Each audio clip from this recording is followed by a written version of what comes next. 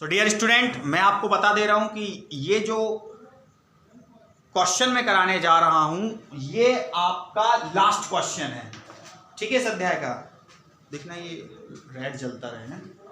हाँ, ये जो क्वेश्चन है ये इस अध्याय का बोले तो लेसन नंबर 2 का लास्ट क्वेश्चन है 44, जो डबल मेथड पे बिलोंग करता है। डबल मेथड मतलब पूंजीकरण की दो विधियां, जहां एक तरफ औसत लाभ विधि है पूंजीकरण के साथ और दूसरी तरफ अधिलाभ विधि है पूंजीकरण के साथ। ठीक है, तो इसको मैं लास्टली यहां फाइनल कंप्लीट कर देता हूं। तो चलिए, क्वेश्चन है साफ साफ कि एक फर्म ने गत 4 वर्षों में क्रमशः 9,000, 9,000, 11,000, 17,000 रुपए का लाभ कमाया है। फर्म ने व्यवसाय 50,000 रुपए की पूंजी विनियोग के रूप में प्राप्त लगाई है, जिस पर सामान्य प्रत्यय 15% ख्याति गणना अधिलाभ व औसत लाभ की पूंजीकरण की विधि के द्वारा करना है। तो चलिए, सबसे पहले मैं यहां लिखता हूं ख्याति की गणना अधिलाभ के पूंजीकरण विधि द्वारा। ठीक है, तो चलिए स्टार्ट हो जाते हैं। तो सबसे पहले हम यहां क्या लिखने वाले हैं, अधिलाभ। अधिलाभ बराबर, जैसा कि इसका फॉर्मूला चलता है, औसत माइनस सामान्य लाभ। अब औसत लाभ हमारे पास ऑलरेडी दिया तो नहीं है, हमको औसत फाइंड करना है। तो मैं यहां लिखूंगा औसत लाभ बराबर विगत कुल वर्षों के लाभों का योग बटे कुल वर्षों की संख्या। ठीक है, अब हम इसको फिल कर देते हैं। तो कुल वर्षों के लाभों का योग कितना है, तो देखते हैं। कुल वर्ष है हमारे पास 9,000, 9,000, 11,000 और फाइनली 17,000। मतलब कितने वर्ष हो गए डियर हमारे पास, 4 वर्ष हो गए बटे 4।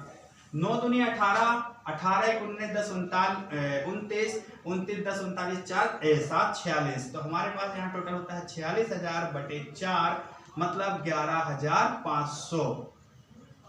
4 एकम 4, बचा 6, 4 एकम 4, 2 बचा 2 और 4 पंचे 20, 11,500। ये क्या कहलाएगा, औसत लाभ। अब आएगा आपका सामान्य लाभ। सामान्य लाभ, और सामान्य लाभ बराबर होता है विनियोजित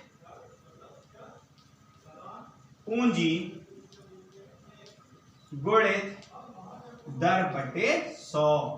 और विनियोजित पूंजी कितनी है हमारे बुक में, तो मैं देख के बताऊंगा, 50,000 रुपए। ये रहा आपका 50,000 और दर है आपका 15/100।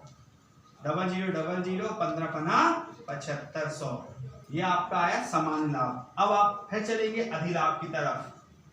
सो अधिलाभ बराबर औसत माइनस सामान्य लाभ। ठीक है, और औसत आपके पास कितना आया, 11,500 माइनस सामान्य आया 7,500, मतलब अधिलाभ आता है आपका 4,000 रुपए।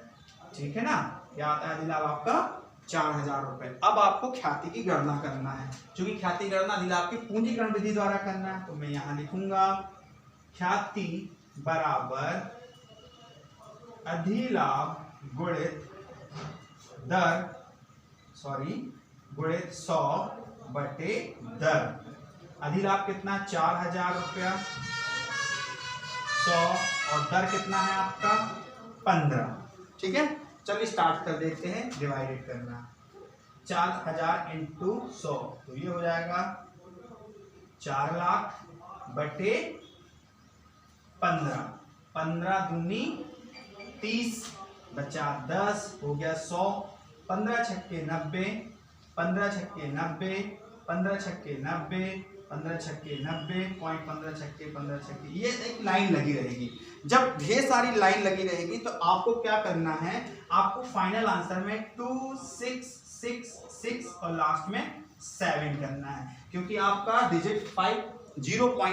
0.5 से ऊपर जा रहा है, और जब भी 0.5 से ऊपर जाता है तो अपन उसको क्या कर लेते हैं, राउंड फिगर कर लेते हैं, मतलब लास्ट वाले अंक को एक कदम बढ़ा देते हैं। तो ये हो जाएगा 26,667 रुपए, आपका आंसर आएगा पहली विधि से 26,667 रुपए। पहली विधि थी ख्याति गणना अधिलाभ विधि द्वारा। अब ये था इसका पहला पोर्शन, ये था इसका पहला पोर्शन। अब इसी का मैं सेकंड पोर्शन करा रहा हूं, और यहां लिखूंगा मैं ख्याति की गणना औसत लाभ की पूंजीकरण विधि द्वारा। ठीक है ना, इतना सब क्लियर दिख रहा है आपको, साफ दिख रहा है, उम्मीद कर रहे हैं, बिल्कुल। चलिए अब इसमें हमको फिर वही चीज लगाना है। तो हमारे पास, मैं इसको शॉर्टकट कर देता हूं। सबसे पहले हमारे पास फॉर्मूले के हिसाब से लिखा है अधिलाभ, बिकॉज हमको इतना सब करने की जरूरत नहीं, क्योंकि हमारे पास सब कुछ दिया हुआ है। तो हमारे पास अधिलाभ ऑलरेडी कितना है, 4,000 रुपए दिया हुआ है। ठीक है, औसत लाभ, औसत लाभ कितना दिया हुआ है हमारे पास, 11,500 रुपए दिया है, ये दिया हुआ है। ठीक है ना, समान फिर विनियोजित पूंजी, विनियोजित पूंजी कितनी दी हुई है, विनियोजित पूंजी आप यहां देख सकते हैं 50,000 रुपए दिया है, मतलब सब कुछ दिया है। ठीक है, अब हमको यहां पर क्या निकालना है, वास्तविक लाभ निकालना है। क्या निकालना है डियर, एक नई चीज ऐड आती है, वास्तविक लाभ बराबर औसत लाभ गुणित 100/10। तो चलिए औसत लाभ आपको कितना है, औसत लाभ माफ कीजिएगा 11,500 रुपए है औसत लाभ आपका, ये औसत लाभ 11,500 है, ये है ना। और अधिलाभ आपका क्या है, 4,000 रुपया है, वो रहा। और हालांकि यहाँ अधिलाभ की आवश्यकता नहीं है, क्योंकि अब आपको औसत लाभ के हिसाब से वर्क करना है। तो आप चाहें तो इसको रफ भी कर सकते हैं, क्योंकि आपको अधिलाभ की आवश्यकता नहीं है, आपको सिर्फ औसत लाभ की आवश्यकता है। तो औसत लाभ आपके पास ऑलरेडी 11,500 मौजूद है। चलिए, तो औसत लाभ हम लिखते हैं यहाँ पर 11,500 गुणित 100, और दर है हमारी 15%, ये है 15%। चलिए सॉल्व करते हैं इसको फटाफट। तो सबसे पहले तो मैं मल्टीप्लाई कर देता हूं, 11,500 डिवाइडेड बाय 15। जैसे करता हूं तो 15 7 105 बचा 10, 15 छक्के 90, 15 छक्के 90, 15 छक्के 90, 15 छक्के 90.666, वो फिर लाइन नहीं लग जाएगी। जब इस कंडीशन पे हो तो मैंने आपको अब भी थोड़ी देर पहले बताया, तो हम इसको करेंगे 76,667 रुपया। ठीक है, ये आपका क्या आता है, वास्तविक लाभ। अब आपको निकालना है ख्याति, क्या निकालना है, ख्याति। तो ख्याति बराबर होता है वास्तविक लाभ माइनस विनियोजित पूंजी।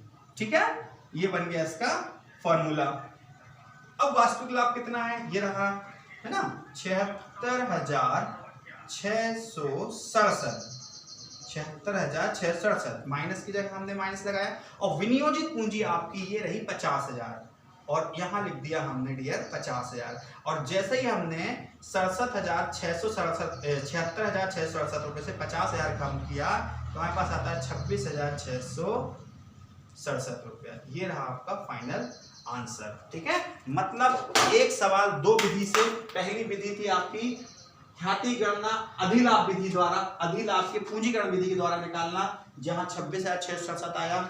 दूसरी विधि थी ख्याति गणना औसत लाभ की पूंजीकरण विधि के द्वारा निकालना, जहां आंसर 26,667 रुपए आया। मतलब दोनों कंडीशन पे आंसर सेम होंगे, बस विधि में थोड़ा सा चेंज होगा। विधि आपके सामने है। आई होप, उम्मीद करता हूं आपको ये क्वेश्चन बहुत अच्छा लगा होगा, समझ में आया होगा। और इस क्वेश्चन के साथ आज लेसन नंबर 2 साइनदारी संलेख का डी एंड होता है। पूरी तरीके से मैंने आपको साइनदारी संलेख के मैक्सिमम सवाल आपको करा रखे हैं। पीडीएफ पूरी दे रखी है आपको, एक एक क्वेश्चन की पीडीएफ दे रखी है। आप फाइनल कॉपी में एक भी क्वेश्चन मिस ना करें, क्योंकि बोर्ड में कहीं का भी कोई भी क्वेश्चन आपसे पूछा जा सकता है। तो आप बहुत केयरफुली रहें और इसको अच्छे से नोट करें। इसके साथ मेरा लेसन नंबर 2 आज टोटल डी एंड होता है। अगली वीडियो लेसन नंबर 3 के साथ। Okay bye.